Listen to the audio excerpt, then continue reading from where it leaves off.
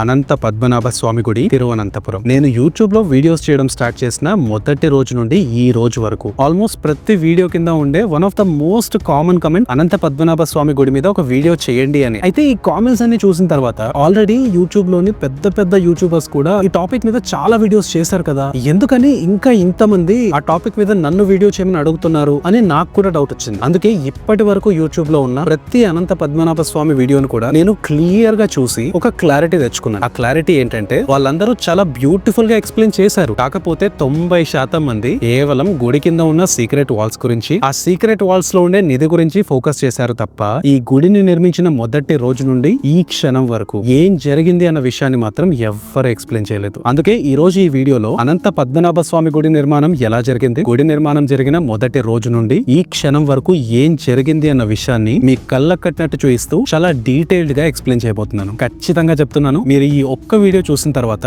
మీకు అనంత పద్మనాభ స్వామి గుడి గురించి ఒక్కటంటే ఒక్క డౌట్ కూడా లేకుండా చేసే బాధ్యత నాది. సో ఈ వీడియో లెంత్ ఉన్నా సరే మీరు అలా వెనక్కి కూర్చొని రిలాక్స్ అవుతూ ఈ వీడియోని చివరి వరకు చూడండి. నేను మిమ్మల్ని అనంత పద్మనాభుడి ప్రపంచంలోకి తీసుకెళ్లబోతున్నాను. So this is Durga Prasad, welcome to a touch of mystery Telugu. కలియుగం మొదలైన 950 సంవత్సరాల తర్వాత నార్త్ కర్ణాటకలోని కాసర్గోడ్ అనే ప్రాంతంలో వెల్వమంగళ స్వామియార్ అనే ఒక ఋషి ఉండేవాడు. ఈయన అపారమైన విష్ణు భక్తుడు అవ్వడం వల్ల తన జీవితం మొత్తం కేవలం ఆ శ్రీ మహావిష్ణువు దర్శనం కోసం తప్పించిపోయేవాడు. అయితే ఒక రోజున అనంతపుర అనే ఒక సరస్సు ఒడ్డున కూర్చొని ఆ శ్రీ మహావిష్ణువు కోసం తపస్సు చేస్తూ ఉంటాడు. అలా తపస్సులో నిమగ్నమై ఉన్న ఆయన ముందు ఒక అందమైన చిన్నపిల్లాడు ప్రత్యక్షమవుతాడు. ముఖంలో దైవత్వంతో తన వైపే చూస్తూ ప్రశాంతంగా నవ్వుతున్న ఆ పిల్లాడితో, నాయనా, ఎవరు నువ్వు? ఈ దట్టమైన అడవుల్లో ఒంటరిగా ఏం చేస్తున్నావు? అసలు నీ తల్లిదండ్రులు ఎవరు, ఎక్కడున్నారు అని అడిగాడు. దానికి ఆ పిల్లాడు, నాకు తల్లిదండ్రులు లేరు, ఉండడానికి సరైన చోటు లేదు, నన్ను మీతో పాటు మీ ఆశ్రమంలో ఉండనిస్తారా అని అడిగాడు. అది విన్న స్వామియార్ క్షణం కూడా ఆలోచించకుండా ఆ బాలుడు తనతో పాటు ఉండడానికి ఒప్పుకున్నాడు. అయితే ఇక ఆ రోజు నుండి ఆ పిల్లాడు స్వామియార్తో ఆనందంగా గడపడం, ఆయన్ని ఆట పట్టిస్తూ ఆయనకు చాలా దగ్గరవ్వడం జరుగుతాయి. దాంతో స్వామియార్ కూడా ఒకరోజు ఆ బాలుడితో ఎప్పటికీ తనతోనే ఉండిపోమని, తనను విడిచి వెళ్లిపోవద్దు అని కోరుతాడు. దానికి ఆ బాలుడు, మీరు నా మీద కోపం చూపించినంత వరకు నేను మీతోనే ఉంటాను, కానీ ఎప్పుడైతే నా మీద కోప్పడతారో ఆ క్షణం నేను మిమ్మల్ని వదిలి వెళ్లిపోతాను అని అన్నాడు. అది విన్న స్వామియార్, సరే నేనెప్పుడు నీ మీద కోప్పడంలే అని మాటిచ్చి అక్కడ నుండి వెళ్లిపోయాడు. అయితే ఒకరోజు మధ్యాహ్నం స్వామియార్ పరమ పవిత్రంగా చూసుకునే శాలిగ్రామ రాయిని ఈ పిల్లాడు నోట్లో పెట్టుకుని కొరకడానికి ప్రయత్నిస్తూ ఉంటాడు. అయితే శాలిగ్రామ రాయిని ఈ ఋషులు మునులు సాక్షాత్తు ఆ శ్రీ మహావిష్ణువుగా కొలుస్తారు కాబట్టి ఆ రాయిని నోట్లో పెట్టుకుని ఆడుకుంటున్న ఆ పిల్లాడి మీద స్వామియార్ కోపంతో గట్టిగా అరిచేశాడు. అంతే, ఒక్కసారిగా తన ఎదురుగా ఉన్న ఆ చిన్న పిల్లాడు, నా కోసం ఇన్ని రోజులు నువ్వు తపస్సు చేశావు కాబట్టే నేను నీ కోరిక ప్రకారం నీ దగ్గరకు వచ్చాను, అయినా నేను ముందే చెప్పాను కదా అరిస్తే వెళ్లిపోతాను అని, ఇప్పుడు నువ్వు అరిచేశావు కాబట్టి నేను వెళ్లిపోతున్నాను. ఒకవేళ నీకు నన్ను మళ్లీ కలవాలి అని ఉంటే అనంతనకాడు అనే ప్రాంతానికి నన్ను వెతుక్కుంటూరా అని చెప్పి తన ఎదురుగా ఉన్న అడవిలోకి పరిగెట్టుకుంటూ వెళ్లి మాయమైపోయాడు. ఇదంతా చూస్తున్న స్వామియార్కి ఇన్ని రోజులు తనతో ఆడుకుంది తాను ప్రాణంగా పూజించే ఆ శ్రీ మహావిష్ణువే అని అర్థమయ్యి భరించలేని బాధతో గుండెలు పగిలేలా ఏడుస్తూ ఎలాగైనా ఆ పిల్లాన్ని తిరిగి వెనక్కు తీసుకురావాలి అని నిర్ణయించుకుని ఆ పిల్లాడు చెప్పిన అనంతన్కాడు అనే ప్రాంతాన్ని చేరుకోవడానికి సౌత్ కర్ణాటక వైపుగా నడవడం మొదలు పెట్టాడు. అలా కొన్ని రోజులు నడిచిన తర్వాత స్వామియార్ ఒంట్లో ఓపిక మొత్తం అయిపోతుంది తప్ప ఆ అనంతన్కాడు ఫారెస్ట్ మాత్రం కనిపించలేదు. అయితే ఎన్నో రోజుల పాటు ఆహారం కూడా తీసుకోకుండా నడుస్తూ ఉండడంతో స్వామియార్ దారిలో ఒక చోట కూర్చునిపోయి తనకు ఎవరైనా సహాయం చేయకపోతారా అని ఎదురు చూస్తూ ఉంటాడు. ఇంతలో తన ఎదురుగా ఒక గిరిజన మహిళ తన కొడుకుతో, ఎందుకు ఇంతలా ఏడుస్తున్నావు?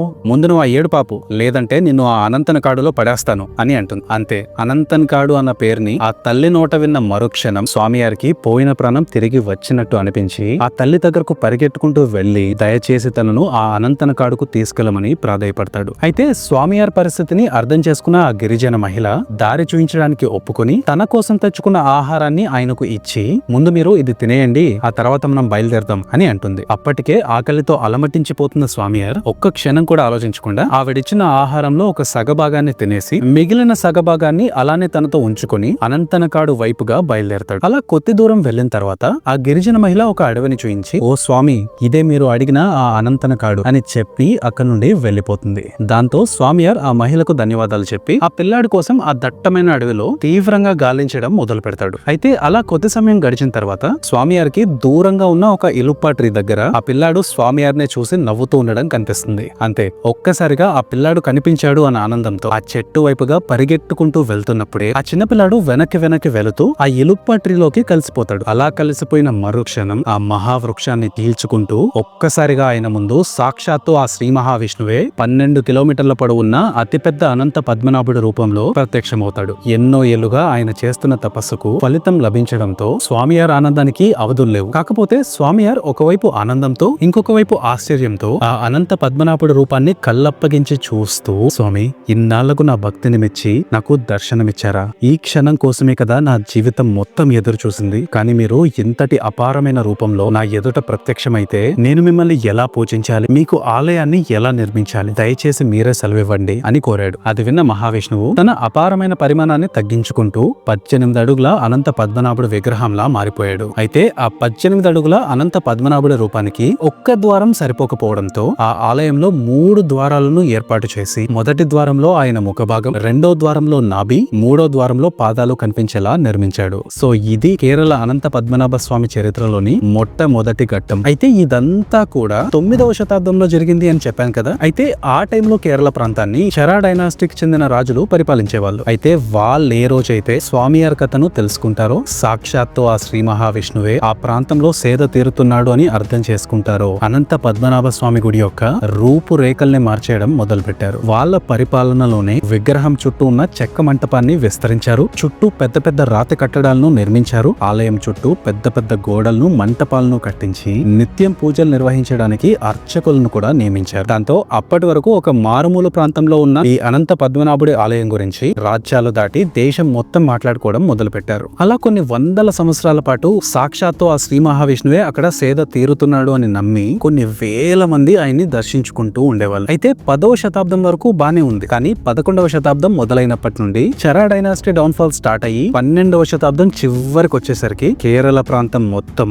అత్యంత పరాక్రమవంతులుగా చెప్పబడే ఒక రాజ కుటుంబీకుల చేతిలోకి వెళ్లిపోయింది. వాళ్ళే ఇప్పటికీ కేరళ అనంత పద్మనాభ స్వామి ఆలయానికి ధర్మకర్తలుగా ఉన్న ద మైటీ ట్రావెన్కోర్ కింగ్స్. ఒక్క మాటలో చెప్పాలంటే వీళ్ళ పాలన వల్లే డైరెక్ట్ ఆర్ ఇండైరెక్ట్ గా అనంత పద్మనాభుడి దేవాలయం ప్రపంచంలో కల్లా రిచెస్ట్ టెంపుల్ గా మారింది. అది ఎలానో చెప్తాను వినండి. ఈ రోజు మనం మాట్లాడుకుంటున్న ఆ అనంత పద్మనాభుడి నిధి ఒక్క రోజులోనో ఒక్క నెలలోనో అక్కడ ప్రత్యక్షమైంది కాదు. కొన్ని వందల సంవత్సరాలుగా అక్కడ పోగవుతూ వచ్చింది. అలా పోగవడం వెనక 5 వేరువేరు కారణాలు ఉన్నాయి. అందులో మొదటిది గాడ్ ట్యాక్స్. ట్రావెన్కోర్ రాజులు ఇప్పుడు మనం ఎలాగైతే గవర్నమెంట్ కి ఇన్కమ్ ట్యాక్స్ కడతామో అలా వాళ్ళ రాజ్యంలో ఉన్న ప్రజలందరూ వాళ్ళ రాజ్య ప్రజలు సుభిక్షంగా ఉండాలి అంటే ప్రతి ఒక్కరి సంపాదనలో ఒక 10% పద్మనాభుడికి ఇవ్వాలి అన్న రూల్ పెట్టడం. రెండోది బహుమతులు. శ్రీకృష్ణ దేవరాయల నుండి పాండ్యుల వరకు భరతఖండంలోని పెద్ద పెద్ద రాజులు సైతం కేరళ అనంత పద్మనాభ స్వామి భక్తులు. అందుకే వాళ్ళు ఆలయాన్ని దర్శించుకున్న ప్రతిసారి టన్నుల బంగారాన్ని గుడికి అర్పించేవాళ్ళు. ఈ 2 కారణాలు, ఒకటి గాడ్ ట్యాక్స్, 2 గిఫ్ట్స్. ఆల్రెడీ వీటి వల్లే అనంత పద్మనాభ స్వామి గుడిలో అపారమైన సంపద పోగవుతోంది. వీటికి తోడు కాలక్రమేణా ఇంకో 3 సోర్సెస్ కూడా యాడ్ అయ్యాయి. ఆ సోర్సెస్ ఏంటో చెప్తాను వినండి. మూడోది దండయాత్రలు. ట్రావెన్కోర్ రాజులు చరిత్ర గర్వింపబడ్డ పరాక్రమవంతులే అని చెప్పాను కదా. అయితే వీళ్ళు దండయాత్ర చేసి ఓడించిన ప్రతి రాజ్యం నుండి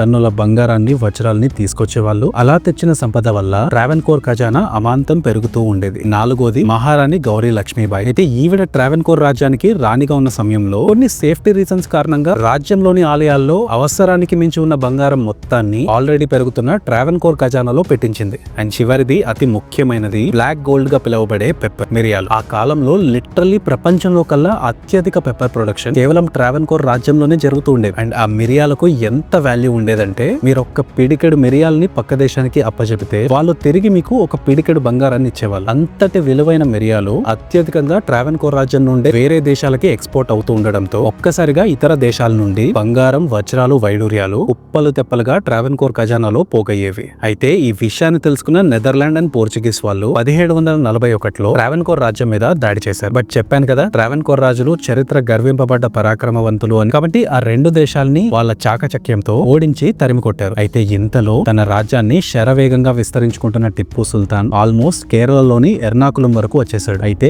ఆ సమయంలో ట్రావెన్కోర్ రాజుగా ఉన్న మార్తాండవర్మ ఆ అనంత పద్మనాభుడి దయ వల్ల నా రాజ్య ప్రజలు అంతులేని సంపదతో సుభిక్షంగా సంతోషంగా ఉన్నారు. ఈ సంపదను చేజిక్కించుకోవడానికి ప్రపంచ దేశాలు, పక్కనే ఉన్న రాజ్యాలు విశ్వ ప్రయత్నాలు చేస్తూనే ఉంటాయి. కాకపోతే ఇప్పుడున్న పరిస్థితుల్లో టిప్పు సుల్తాన్ సైన్యాన్ని సైన్యాన్ని ఎదుర్కొనే బలగం నా రాజ్యానికి లేదు. ఒకవేళ నేను గనక ఓడిపోతే ఆ దేవుడి సంపద మొత్తం దొంగల పాలైపోతుంది అని అర్థం చేసుకుని బాగా ఆలోచించి ఆ అనంత పద్మనాభుడి వల్ల వచ్చిన సంపద మొత్తం ఆయనకే చెందాలని, ఇక నుండి ట్రావెన్కోర్ రాజ్యానికి అసలైన రాజు ఆ అనంత పద్మనాభుడే అని ఆ క్షణం నుండి ట్రావెన్కోర్ రాజులు కేవలం పద్మనాభ దాసులుగా మాత్రమే ఉంటారు అన్న ప్రతిజ్ఞ చేసి అనంత పద్మనాభ స్వామి ఆలయం కింద కొన్ని రహస్య గదుల్ని ఏర్పాటు చేసి రాజ్యపు ఖజానా మొత్తాన్ని ఆ గదుల్లో నింపేశాడు. అండ్ ఈ రిచువల్ నే త్రిప్పడి దానం అన్న పేరుతో పిలుస్తారు. అయితే అలా నింపేసిన గదుల్లో ఒక్క గదికి మాత్రం ఎవరు పడితే వాళ్ళు తెరవడానికి వీలు లేకుండా ఎంతో మంది సిద్ధుల్ని తాంత్రికుల్ని పిలిపించి అష్టదిగ్బంధనం చేయించి నాగబంధం వేయించేశాడు. ఈ నాగబంధం అనేది మన వేదాల్లో కూడా చెప్పబడ్డ ఒక పురాతనమైన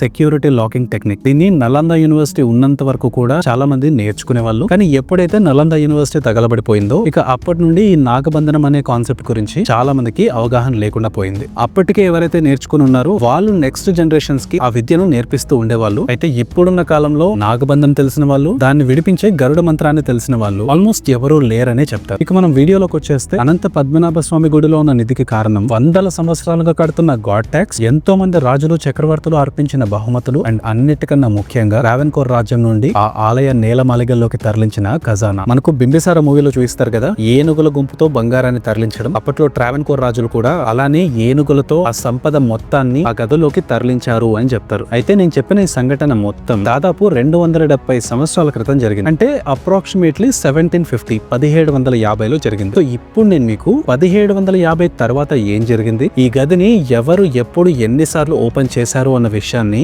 చాలా క్లియర్ గా ఎక్స్ప్లెయిన్ చేస్తాను, వినండి. జనరల్ గా ఆ ఆలయంలో ఉన్న ABCDEF అనే ఈ 6 గదుల్లో E అండ్ F అనే గదుల్లో రోజు స్వామివారికి వాడే ఆభరణాలు ఉంటాయి. సో ఈ 2 గదుల్ని రెగ్యులర్ గా ఓపెన్ చేస్తూ ఉంటారు. C అండ్ D అనే గదుల్లో కేవలం పండగ రోజు స్వామివారికి అలంకరించే ఆభరణాలు మాత్రమే ఉంటాయి. అందుకే ఈ గదుల్ని సంవత్సరానికి ఒక 8 సార్లు మాత్రమే రాజ కుటుంబీకుల సమక్షంలో అవసరం ఉన్నప్పుడు మాత్రమే తెరుస్తారు. అయితే మిగిలిన ఆ A అండ్ B గదులు మాత్రం అఫీషియల్ గవర్నమెంట్ రికార్డ్స్ ప్రకారం అయితే 1750 తర్వాత 2011 వరకు, అంటే దాదాపు 250 సంవత్సరాలు ఎవ్వరూ తెరవలేదు. కానీ గవర్నమెంట్ రికార్డ్స్ లో, టెంపుల్ రికార్డ్స్ లో ఎంటర్ చేయకుండా ఈ గదుల్లో ఒకదాన్ని 1908లో ఒకసారి, 1931లో ఒకసారి ఇలా 2 సార్లు ఓపెన్ చేశారు అని ఎమిలీ గిల్క్రిస్ట్ అనే ఒక British writer Travancore a guide book for the visitor అనే ఒక బుక్ లో మెన్షన్ చేసింది. అయితే తెరవడానికి ప్రయత్నించిన 2 సార్లు కొన్ని వింతైన సంఘటనలు జరిగాయి అని రాసింది. ఆ సంఘటనలు ఏంటో క్లియర్ గా చెప్తాను, వినండి.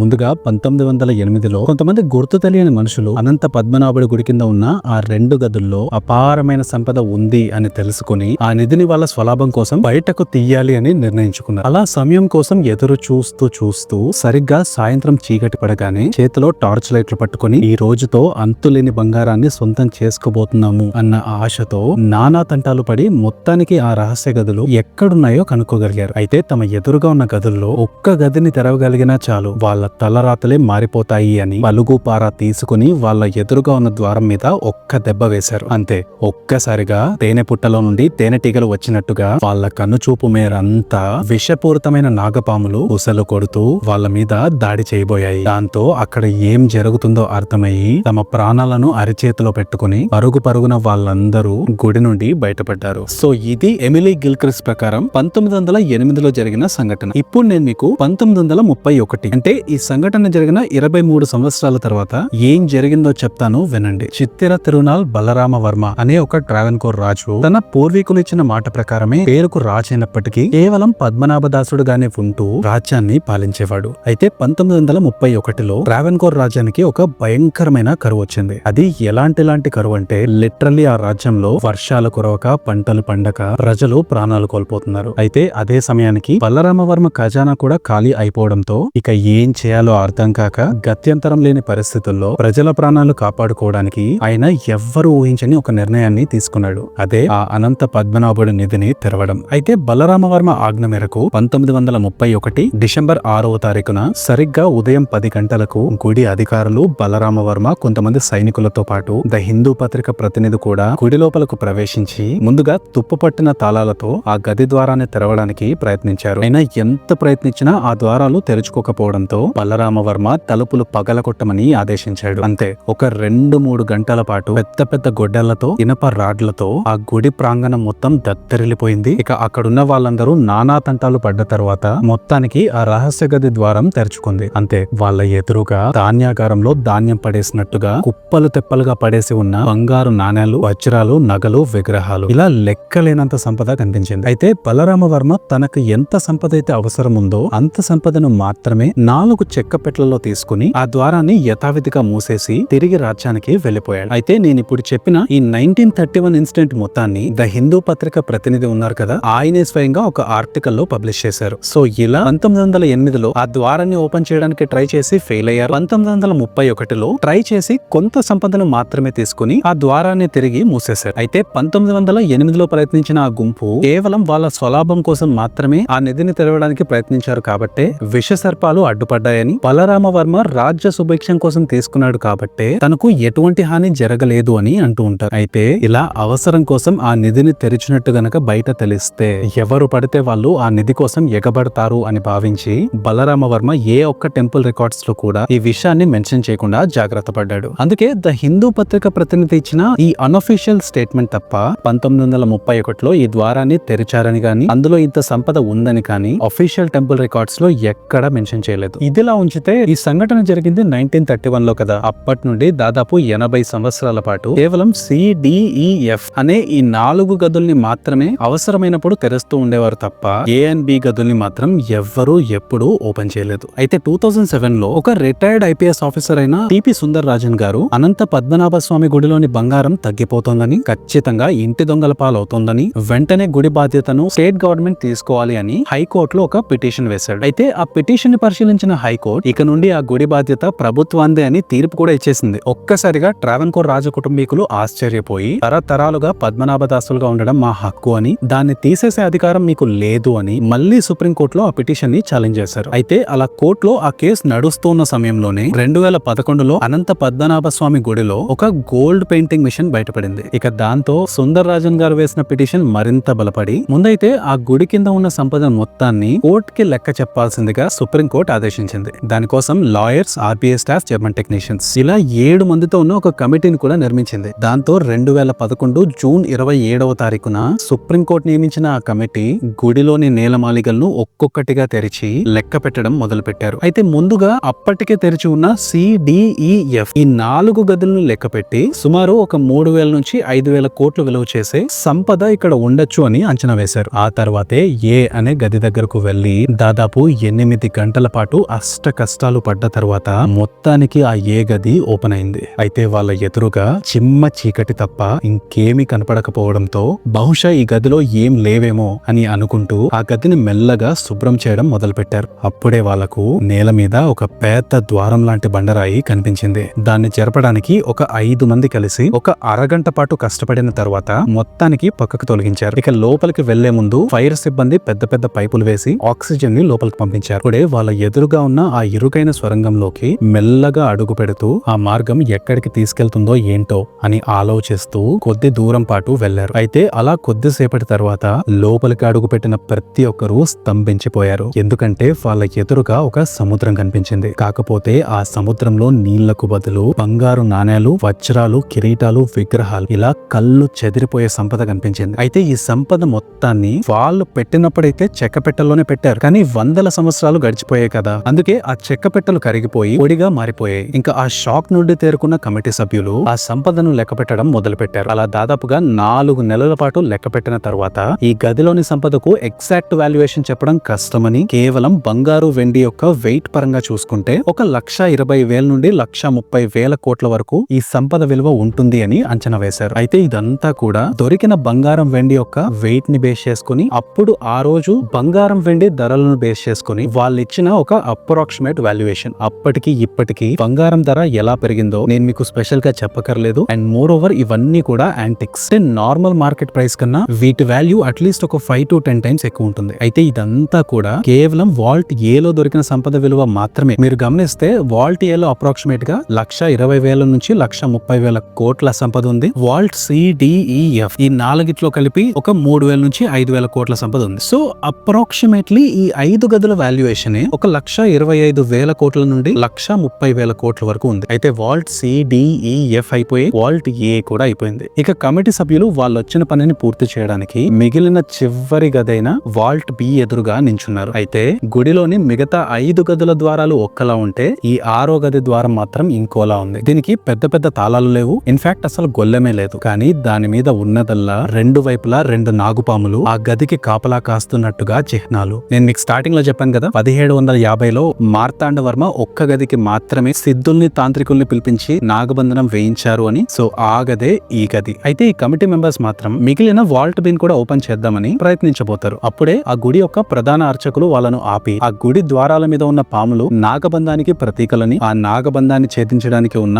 ఒకే ఒక్క మార్గం గరుడ మంత్రమని, ఈ కాలంలో ఆ గరుడ మంత్రాన్ని సరైన ఫ్రీక్వెన్సీలో ఉచ్చరించగలిగే సిద్ధులు ఒక్కరు కూడా లేరు అని, వాళ్ళ ద్వారా కాకుండా ఇప్పటి టెక్నాలజీతో ఆ ద్వారాన్ని తెరవడానికి ప్రయత్నిస్తే ఊరే శాపగ్రస్తులు అవుతారు అని ఖరాఖండిగా చెప్పేశాడు. దాంతో కమిటీ సభ్యులు వాల్ట్ బి ని మాత్రమే ఓపెన్ చేయకుండా తిరిగి వెనక్కు వెళ్లిపోయారు. కాకపోతే ఈ వాల్ట్ బి ఓపెన్ చేయాలా వద్దా అని కోర్టులో కేసు అయితే నడుస్తూనే ఉండేది. అయితే వాల్ట్ ఏ ఓపెన్ చేసిన నెల రోజులకే కోర్టులో పిటిషన్ వేసిన సుందరరాజన్ అనారోగ్యంతో చనిపోవడంతో ప్రజలందరూ అతని మరణానికి కారణం ఆ వాల్ట్ బి ని ఓపెన్ చేయడానికి ప్రయత్నించడమే అని భావించి ఎట్టి పరిస్థితుల్లో వాల్ట్ బి ని ఓపెన్ చేయకూడదు అని నిరసనలు చేశారు. దాంతో సుప్రీంకోర్టు కూడా ప్రజల నమ్మకాన్ని, రిలీజియస్ సెంటిమెంట్స్ ని హర్ట్ చేయకూడదు అని భావించి 2012లో వాల్ట్ బి ని ఇకపై ఎవరూ తెరవకూడదు అని, దాని చుట్టూ ఒక హై సెక్యూరిటీ బృందాన్ని ఏర్పాటు చేయాలి అని తీర్పిచ్చింది. అయితే 2011లో అన్ని గదులు ఓపెన్ చేసి లెక్క చెప్పమని ఆదేశించిన సుప్రీంకోర్టు 2012లో వాల్ట్ బి తెరవద్దు అని చెప్పడానికి కారణం ఆ రూమ్ గురించి చక్కర్లు కొట్టిన రకరకాల రూమర్స్. ఒకరేమో ఆ రూమ్ తెరిస్తే లెక్కలేనని విషసర్పాలు ఒక్కసారిగా దాడి చేస్తాయని, ఇంకోరేమో ఆ గది తలుపులు తెరుచుకున్న మరుక్షణం ప్రళయం వస్తుందని, సముద్రం ముంచేస్తుందని, ఇలా లెక్కలేనని రూమర్స్ రావడంతో సుప్రీంకోర్టు ఆ నిర్ణయాన్ని తీసుకోవాల్సి వచ్చింది. అయితే 2012లోనే ఆ 6వ గదిని తెరవకూడదు అని చెప్పినప్పటికీ దాదాపు 9 ఏళ్ల పాటు ఆ గుడి గవర్నమెంట్ కి చెందుతుందా, రాజ కుటుంబీకులకు చెందుతుందా అని కోర్టులో కేసు అయితే నడుస్తూనే ఉండేది. అలా 10 సంవత్సరాలు కోర్టులో కేసు నడిచిన తర్వాత ఎట్టకేలకు 2020లో ఈ విషయం మీద సుప్రీంకోర్టు తీర్పిచ్చింది. ఆ రోజు సుప్రీంకోర్టు ఇచ్చిన ఆ ఒక్క తీర్పు విని దేశం మొత్తం స్తంభించిపోయింది. ఎందుకంటే ఆ తీర్పులో సుప్రీంకోర్టు వాడిన పదం షబాయత్ రైట్స్. అంటే మన ఇండియన్ లా ప్రకారం దేవుడు కూడా ఒక మనిషే, కాకపోతే ఆయన్ని తనకు తాను ఎటువంటి నిర్ణయం తీసుకోలేని ఒక చిన్న పిల్లాడిలా కన్సిడర్ చేస్తారు. అందుకే ఎలాగైతే చిన్న పిల్లల బాగోగుల్ని వాళ్ళ తల్లిదండ్రులు చూసుకుంటారో, అలాగే అనంత పద్మనాభుడి బాగోగుల్ని, ఆయన ఆస్తిని చూసుకోవాల్సింది ఆయన గార్డియన్సే అని, ఆ గార్డియన్స్ ఇంకెవరో కాదు 1750లో పద్మనాభ దాస్లం అని ప్రకటించుకున్న ఈ ట్రావెన్కోర్ ఫ్యామిలీయే అని సుప్రీంకోర్టు కరాఖండిగా తేల్చి చెప్పేసింది. దాంతో ట్రావెన్కోర్ కుటుంబీకులు కేరళ స్టేట్ గవర్నమెంట్ మీద ఘన విజయాన్ని సాధించారు. ఇక ఆ రోజు నుండి ఈ రోజు వరకు కేరళ అనంత పద్మనాభుడి గుడితో పాటు దాదాపు 1200కు పైగా హిందూ దేవాలయాలకు ట్రావెన్కోర్ దేవస్వామి బోర్డు వాళ్ళే ఆలయ ధర్మకర్తలుగా బాధ్యతలు తీసుకున్నారు. సో ఇది వందల సంవత్సరాల నాటి ఆ అనంత పద్మనాభుడి చరిత్ర. ఈ టెంపుల్ గురించి వీడియో చేయాలని నేను ఎప్పటి నుండో అనుకుంటున్నాను. కానీ నేనే ఒకసారి స్వయంగా ఆ టెంపుల్ కి వెళ్లి ప్రతి చిన్న విషయాన్ని చూసి అక్కడున్న వాళ్ళని అడిగి తెలుసుకున్న తర్వాత ఈ వీడియో చేస్తే మీకు చాలా అథెంటిక్ ఇన్ఫర్మేషన్ నేను ఇవ్వగలను అని నాకు అనిపించింది. అందుకే ముందు ఆ అనంత పద్మనాభ స్వామిని దర్శించుకుని ఆ గుడి మొత్తాన్ని చూసే ఈ వీడియో చేస్తున్నాను. ఇన్ఫాక్ట్ నా మైండ్ లో ఉన్న క్యూరియాసిటీ చంపుకోలేక ఆ సీక్రెట్ వాల్స్ కి ఎలా వెళ్ళాలి అని అక్కడున్న ఒక సెక్యూరిటీ ఆఫీసర్ ని కూడా అడిగాను. ఆయన అయితే నాకు ఆలయ గర్భగుడి నుండి ఒక స్వరంగ మార్గం ఉందని, అది సరిగ్గా అనంత పద్మనాభ స్వామి విగ్రహం వెనకే ఉందని, అక్కడికి ఎవరిని అలో చేయరు అని చెప్పాడు. అది ఎంతవరకు నిజమో నాకైతే తెలీదు, ఎందుకంటే ఆ దారులు ఎక్కడున్నాయన్న విషయాన్ని మాత్రం పబ్లిక్ గా ఎప్పుడు ఎవరు ఎక్కడ మెన్షన్ చేయలేదు. మేబీ ఆయన చెప్పింది నిజమే అవ్వచ్చు, నిజం అయి ఉండకపోవచ్చు కూడా. అండ్ మీలో చాలా మందికి తెలుసు కదా, నేను లాస్ట్ మంత్ అయ్యప్ప స్వామి దీక్షలో ఉన్నాను అని. సో ఇరుముడు కట్టుకుని శబరిమల యాత్ర పూర్తి చేసిన తర్వాతే అనంత పద్మనాభ స్వామి టెంపుల్ కి కూడా వెళ్ళాను. అండ్ రియల్లీ సారీ అండి, దీక్షలో ఉండడం వల్ల లాస్ట్ మంత్ మొత్తం కూడా నేను సరిగ్గా వీడియోస్ చేయలేకపోయాను. బట్ ఇక నుండి అస్సలు మిస్ చేయను, ప్రతి వారం ఒక వీడియోని తప్పకుండా పోస్ట్ చేస్తాను. అండ్ మీలో ఎంతమంది నా శబరిమల వ్లాగ్ ని చూడాలనుకుంటున్నారో కమెంట్ సెక్షన్ లో కమెంట్ చేయండి. జనరల్ గా నేను వ్లాగింగ్ వీడియోస్ అయితే ఇప్పటి వరకు ఎప్పుడు చేయలేదు, బట్ మీరు ఎక్కువ మంది కమెంట్ చేస్తే మాత్రం తప్పకుండా వీలైనంత తొందరగా అప్లోడ్ చేస్తాను. So that's it for the video guys. ఈ వీడియో చూస్తున్నంతసేపు మీకు నా ఎఫర్ట్ కనిపించుంటే వీడియోని లైక్ చేయడం మాత్రం మర్చిపోకండి. అండ్ మీరు మన ఛానల్ ని ఇంకా బెటర్ గా సపోర్ట్ చేయాలి అనుకుంటే కమెంట్ సెక్షన్ లో ఉన్న సూపర్ థ్యాంక్స్ ఆప్షన్ ని కూడా యూజ్ చేయండి. అండ్ ముఖ్యంగా మన ఛానల్లో వీడియో అప్లోడ్ అయిన వెంటనే మీకు నోటిఫికేషన్ రావడానికి మన ఛానల్ ని సబ్స్క్రైబ్ చేసుకుని బెల్ ఐకాన్ ని ఆన్ లో ఉంచుకోండి. So this is Durga Prasad signing off. Bye.